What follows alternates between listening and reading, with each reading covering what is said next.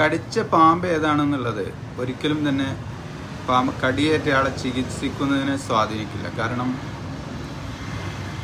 ചികിത്സ മാറും. ഇപ്പം ഏത് പാമ്പ് അണലി കടിച്ച ആളെ ചികിത്സിക്കുന്നത് പോലെയല്ല മൂർഖൻ്റെയോ അല്ലെങ്കിൽ ശംഖുവരയൻ പിന്നെ വള്ളിക്കെട്ടൻ പാമ്പിൻ്റെ കടി കൊണ്ട ആളെ ചികിത്സിക്കുക. കാരണം രണ്ടും വ്യത്യാസമുണ്ട്. പക്ഷേ രണ്ടിനുമുള്ള ആൻറ്റിവെനം സെയിമാണ്.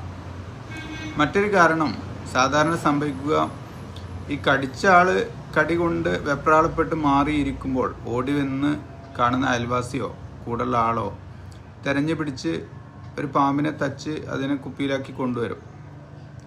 യഥാർത്ഥത്തിൽ കടിച്ച പാമ്പ് കടിച്ചോടി പോയിട്ടുണ്ടാവും.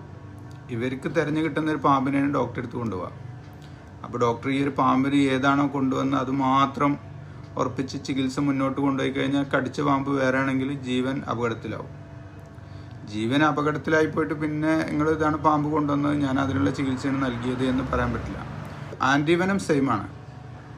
പിന്നെ മൂർഖന് കടിച്ചാലും ശംഖുവരൻ കടിച്ചാലും അണലി കടിച്ചാലും ആൻറ്റിവെനം സെയിമാണ്. പക്ഷെ ചികിത്സ മാറ്റം ഉണ്ടാവും. കാരണം അണലി കടിച്ച ആൾക്കുണ്ടാവുന്ന പ്രശ്നങ്ങളല്ല മൂർഖനോ അല്ലെങ്കിൽ ശംഖുവരൻ വള്ളിക്കെട്ടൻ കടിച്ചാലും ഉണ്ടാവുക. അണലി കടിച്ചാൽ ആളുടെ ബ്ലഡിൽ രക്തം കട്ട പിടിക്കാതിരിക്കും, രക്തം ബ്ലീഡിങ് ഉണ്ടാവും, മോണയിൽ നിന്ന് പല്ലിൻ്റെ അടിയിൽ നിന്നൊക്കെ ബ്ലഡ് വരും, വയറിൻ്റെ ഉള്ളിൽ ബ്ലീഡിങ് ഉണ്ടാവും, കിഡ്നിക്ക് പ്രശ്നം ഉണ്ടാവും, ഇതെല്ലാം സംഭവിക്കും. അപ്പോൾ അതിനുള്ള പ്രതിവിധികളാണ് ഡോക്ടർ മുൻകൂട്ടി കാണേണ്ടത്.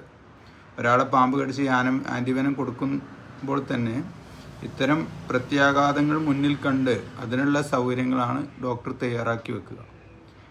അണലിയാണ് എന്ന് ഉറപ്പിച്ചു കഴിഞ്ഞാൽ, ഒരു മൂർഖനോ അല്ലെങ്കിൽ വള്ളിക്കെട്ടനോ കടിച്ചു കഴിഞ്ഞാൽ ആൾക്ക് പെട്ടെന്ന് തന്നെ തളർച്ചയാണ് ഉണ്ടാവുക. അത് നമ്മൾ ഫുൾ ടൈം നോക്കി വാച്ച് ചെയ്തുകൊണ്ടേ ഇരിക്കണം.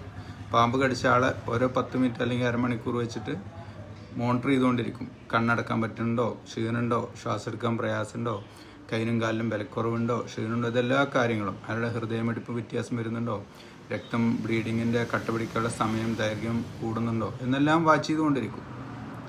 അപ്പോൾ ഇതിലേതെങ്കിലും ഒരു അടയാളം, ആൾക്ക് ശ്വാസം എടുക്കാൻ ബുദ്ധിമുട്ട്, കൈകാല് ക്ഷീണം, അതുപോലെ ശ്വാസം എടുക്കാൻ പ്രയാസം, കണ്ണടഞ്ഞു, ഇത് ഏതെങ്കിലും കണ്ടു കഴിഞ്ഞാൽ ഉടനെ ആ ഒരു അടുത്ത 5-10 മിനിറ്റിനുള്ളിൽ ആൾക്ക് ഫുള്ളായിട്ട് ശ്വാസം കിട്ടാതെ ആവുകയും ഒരു 3/4 മണിക്കൂറോ അരമണിക്കൂറോ 1 മണിക്കൂറിൻ്റെ ഉള്ളിൽ ചിലപ്പോൾ കൂടുതൽ ക്ഷീണത്തിൽ പോവും, അപകടം സംഭവിക്കും. ആൾക്ക് ശ്വാസത്തിന് ബുദ്ധിമുട്ടുണ്ട് എന്ന് മനസ്സിലായി കഴിഞ്ഞാൽ, അത് വരാൻ സാധ്യതയുണ്ട് എന്ന് കണ്ടു കഴിഞ്ഞാൽ ഉടനെ തന്നെ കൃത്രിമ ശ്വാസം നൽകാനുള്ള സജ്ജീകരണങ്ങളാണ് തയ്യാറാക്കേണ്ടത്. അത് ചിലപ്പോൾ വായിൽ ട്യൂബ് ഇടേണ്ടി വരും, വായിൽ ട്യൂബിട്ട് ശ്വാസം കൃത്രിമമായി നൽകേണ്ടി വരും, കൈകൊണ്ട് ആംബു ബാഗ് പ്രവർത്തിപ്പിച്ച് ശ്വാസം കൊടുക്കേണ്ടി വരും. കൂടുതൽ ദീർഘനേരം ശ്വാസം നൽകേണ്ടി വന്നാൽ ചിലപ്പോൾ വെന്റിലേറ്റർ ആവശ്യം വരും. ഇങ്ങനെയാണ് അതിൻ്റെ ചികിത്സകൾ മുന്നോട്ട് പോവുക.